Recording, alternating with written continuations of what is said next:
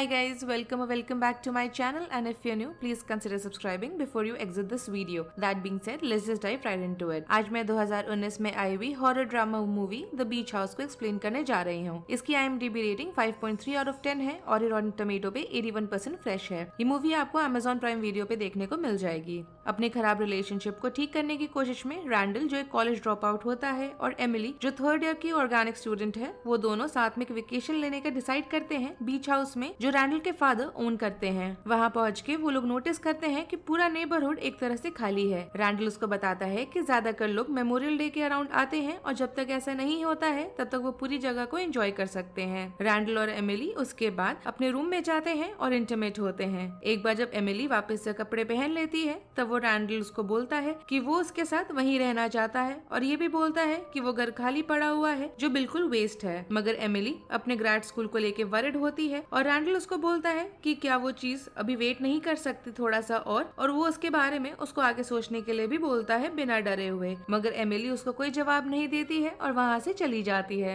थोड़ी देर बाद एमिली घर को एक्सप्लोर कर रही होती है और उसको एक दवाई से भरा हुआ कैबिनेट मिलता है जहाँ जेन टर्नर नाम लिखा हुआ होता है दवाई के बॉटल्स पे, और फ्रिज में भी पूरा खाना वो भरा हुआ होता है जिसको देख के लगता है कि वहाँ पे अभी भी लोग रह रहे हैं। जब एमिली और चीजों को देख रही होती है तभी अचानक से एक औरत घर के अंदर आती है और एमिली जल्दी से छिप जाती है और कुछ सेकंड के बाद उसको वो औरत टेबल पे बैठी हुई दिखाई देती है। एमिली जल्दी से वापस सोते हुए अपने बॉयफ्रेंड के पास जाती है और उसको बताती है कि नीचे कोई है, जिसपे वो बोलता है कि ये बात इम्पॉसिबल है और बल्कि वहाँ पे कोई भी नहीं होना चाहिए। मगर एमिली उसको तैयार होने को बोलती है और रैंडल और एमिली नीचे जेन के पास आते हैं जहाँ उसको उसका हस्बैंड मिच भी मिलता है जो रैंडल के फादर के क्लोज फ्रेंड्स हैं। एमिली जेन को सॉरी बोलती है कि वो उनका वीकेंड खराब करना नहीं चाहती है और ये कि वो लोग किसी होटल में शिफ्ट हो जाएंगे, मगर मिच इस आइडिया को मना कर देता है। उसके बाद वो दोनों एमिली और रैंडल को वहाँ रहने के लिए इनवाइट करता है, कहते हुए कि वो घर उन सबके लिए बड़ा है। एमिली को देख के लग रहा होता है कि उसको ये साथ में रहने वाले आइडिया से वो थोड़ी कंफर्टेबल नहीं है, मगर रैंडल उसको इग्नोर करता है और इन्विटेशन को एक्सेप्ट कर लेता है। इससे अनॉय होके एमिली अपने आप को वहाँ से एक्सक्यूज करती है कि उसको गाड़ी में से उनके बैग्स लाने हैं। एमिली बाहर बैठ के स्मोक कर रही होती है और उसकी नजर किसी अजीब सी चीज पे जाती है जो जमीन पे पड़ा हुआ होता है। रैंडल उसके बाद उसके पीछे आता है और एमिली उसको बोलती है कि वो खुश नहीं है इस सिचुएशन से, मगर रैंडल उसको बोलता है कि इसमें उसकी कोई गलती नहीं है अगर उसके फादर ने अपने फ्रेंड्स को वहाँ आने को बोला था। मगर उसकी ये बात सुन के तुरंत एमिली और ज्यादा इरिटेट हो जाती है। उनके वेकेशन लेने का रीजन ये होता है कि वो लोग अपने बीच के प्रॉब्लम्स को ठीक करें, मगर ऐसा उनके नहीं हो पाएगा जब और लोग अराउंड है उनके। इमोशनल होके एमिली ये भी बोलती है कि कैसे रैंडल ने अचानक से अपना स्कूल छोड़ दिया था और उसको बिना कुछ बोले वहाँ से वो चला गया था, और इसी की वजह से रैंडल एमिली को अपोलोजाइज भी करता है और मानता है कि उसकी गलती है और वो सारी चीज को ठीक से फिगर आउट कर लेंगे साथ में मिलके। उसके बाद एमिली को वो प्रॉमिस करता है कि वो सारी चीज को सही कर देगा और उसको याद भी दिलाता है कि वो उससे प्यार करता है। उस रात वो चारों साथ में डिनर एंजॉय करते हैं और एक दूसरे को अपनी स्टोरी सुना रहे होते हैं, जहाँ मिच बताता है कि रैंडल कुछ भी नहीं खाता था जो वो लोग बनाया करते थे जब वो छोटा होता था।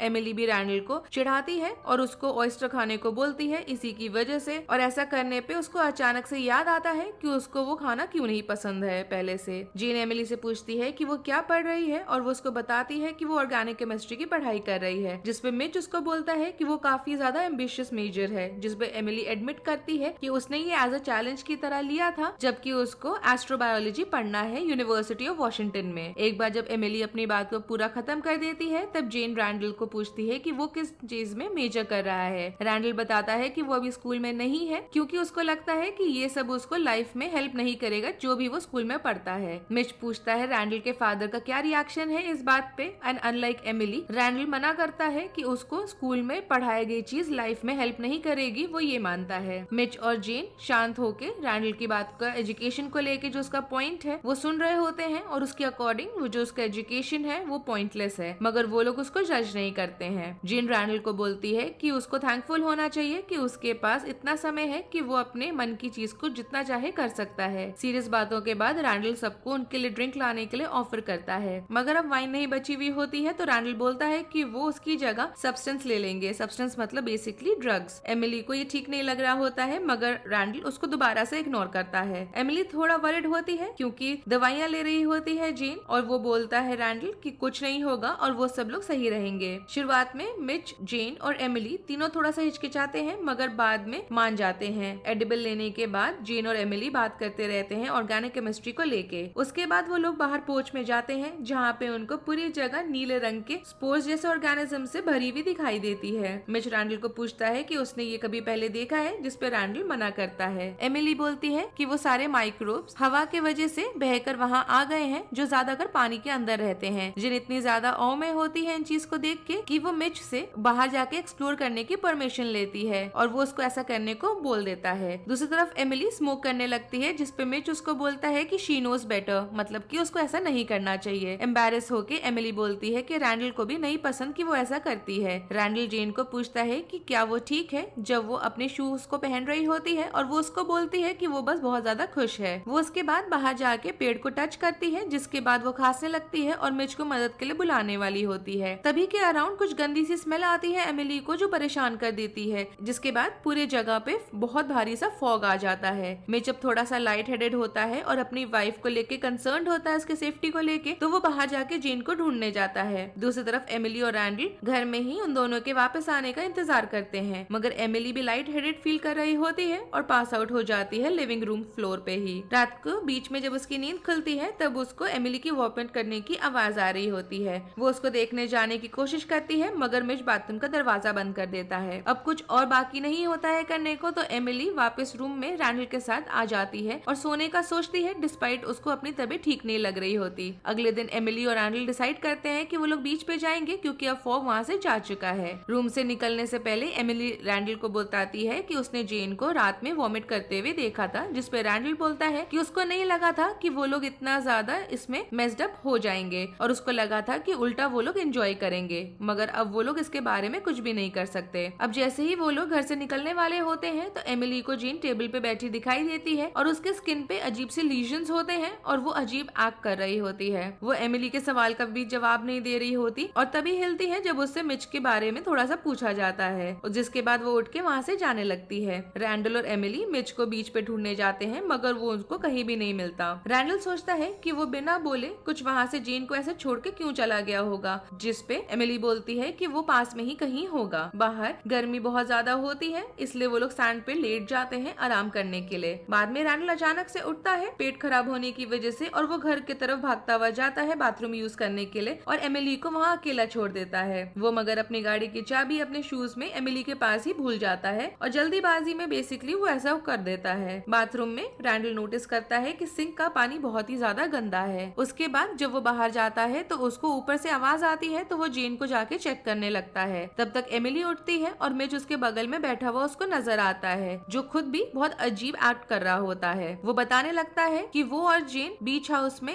सिर्फ इसीलिए आए थे कि वो उसको कुछ आखिरी के पल दे सके, डिस्पाइट कि वो लोग सालों से साथ में हैं। उनका रिलेशनशिप तब भी बदल गया था उसकी बीमारी की वजह से। एमिली उसकी बात सुनती है और बीच में कुछ भी बोलने का हिम्मत नहीं करती जब तक वो जेन के बारे में बता रहा होता है। जिसके बाद एमिली उसके जेन के बारे में पूछती है जब एक बार मिच बोलना बंद करता है, मगर वो स्माइल करके बात को बदल देता है। कुछ समय के बाद मिच स्विम करने का डिसाइड करता है मगर सांस लेने के लिए वो वापस से बाहर नहीं आता, तो एमिली उसके पीछे जाने का डिसाइड करती है, मगर वो एक जेलीफिश जो इन्फेक्टेड होता है उस पे पैर रख देती है और अचानक से नीचे गिर जाती है। जब वो धीरे से अपने पैर को चेक कर रही होती है तब उसको अपने चोट में एक कीड़ा दिखाई देता है। अपने आसपास देखती है वो, तो वो नोटिस करती है कि पूरे शोर पे इन्फेक्टेड पड़े हुए जेलीफिश भरे पड़े हैं और डैमेज को अवॉइड करने के लिए वो घर पे क्रॉल करते हुए अपने चोट को डिसइंफेक्ट करने के लिए घसीटते हुए जाती है। वहाँ किचन में वो विनेगर डाल के अपने पैर को डिसइंफेक्ट करती है और आराम से टोंग की मदद से वो उस कीड़े को निकालती है। उसके बाद वो बाथरूम में जाके चोट को बैंडेज लगाती है और उसको बाद में अपने कमरे में जाके वो कपड़ा बदलने लगती है। जैसे ही वो रेडी होती है कि उसको रैंडल दिखाई देता है जो दूसरे वाले रूम से अपने आप को किसी तरह से ड्रैग करके बाहर निकाल रहा होता है और वो उसकी मदद करने की कोशिश करती है। जिसके बाद वो जल्दी से नीचे जाने लगता है जब वो कुछ अपने पीछे आते हुए नोटिस करता है। एमिली उसके बाद पीछे मुड़ती है तो उसको जेन उसके तरफ क्रॉल करते आते हुए दिखाई देती है, जिसकी आईज पूरी सफेद होती है और उसके मुंह में झाग बन रहे होते हैं। घबरा के वो जल्दी से रैंडल की मदद करती है घर से बाहर आने में और होश पड़ा हुआ होता है जिसको वो दरवाजे से बांध देती है जिससे कि दरवाजा खुल ना सके। गाड़ी की चाबी के बिना वो लोग कहीं भी जा नहीं सकते हैं, तो वो आसपास मदद ढूंढने लगते हैं, जहाँ उनको एक पड़ोसी मिलता है जिसकी सेम हालत होती है जैसा कि जेन का था। जल्दी ही अंधेरा होने लगता है और दोबारा भारी फॉग आने लग जाता है। वहाँ पे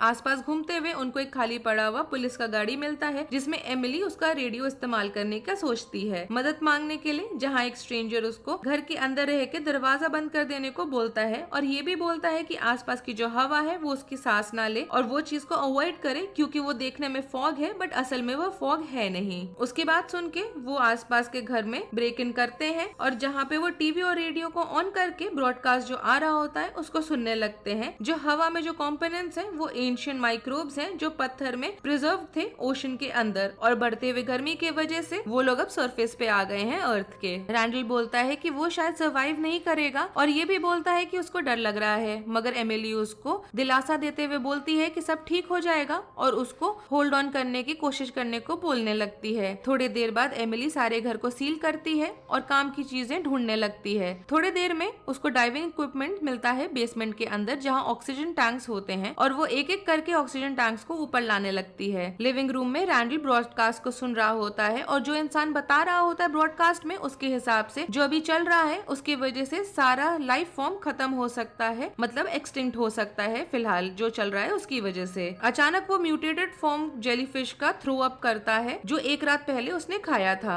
एमिली तब तक ऑक्सीजन टैंक ऊपर लेकर आ रही होती है मगर अचानक से उसको कोई आवाज सुनाई देता है उसके पीछे से जिसकी वजह से वो रुक जाती है। जब वो आवाज को देखने जाती है तो उसको इंसान जैसा कुछ झुका हुआ दिखाई देता है दूसरे इंसान के ऊपर जो मर चुका होता है इन्फेक्शन की वजह से। बुरी तरह से डर के वो वहाँ से ऊपर भागती है ऑक्सीजन टैंक को साथ में लेके, और उसको रैंडल भी सेम हालत में मिलता है जैसे जेन उसको मिली थी, सफेद आंखें और मुंह में झाग बनते हुए। उसकी ऐसी हालत देख के एमिली को बहुत ज्यादा बुरा लगता है और वो ऑक्सीजन टैंक से उसको मार के बेहोश कर देती है जिससे कि वो खुद उस चीज की शिकार ना बन जाए। वो अब कोशिश करती है सारी चीज को एक्सेप्ट करने का जो वहाँ पे हो रहा है और वो भी कि वो अब इस सिचुएशन में अकेले रह गई है। उसको टीवी स्टैंड के नीचे गाड़ी की चाबी पड़ी हुई मिलती है और वो ऑक्सीजन टैंक को साथ में लेके गाड़ी की तरफ निकल जाती है जहाँ वो एसी को बंद करती है जिससे कि बाहर की कोई हवा अंदर ना आ सके। उसके बाद वो बिना आगे कुछ देख पाए धीरे धीरे गाड़ी चलाती है रात भर अपनी डिजीनेस को ओवरकम करते हुए, मगर फिर भी वो एक पेड़ से जाके टकरा जाती है और बेहोश हो जाती है। जब उसको वापस होश आता है तो वो अपने आप को जो बचा हुआ उसके अंदर आखिरी हिम्मत है उसको जुटाती है और गाड़ी से दूर अपने आप को घसीटते हुए लेके जाती है, मगर फिर भी वो पटल के पास आके दोबारा से बेहोश हो जाती है। अगले दिन उसको होश आता है तो वो शोर पे होती है और देख के लगता है कि वो अपने आप का रास्ता खुद वहाँ बनाकर आई है, मगर उसकी आंखें भी सफेद होती हैं और वो खुद को बार बार बोल रही होती है कि उसको डरना नहीं है, और पानी की वेव आती है और वो पानी में बह जाती है और मूवी खत्म हो जाती है।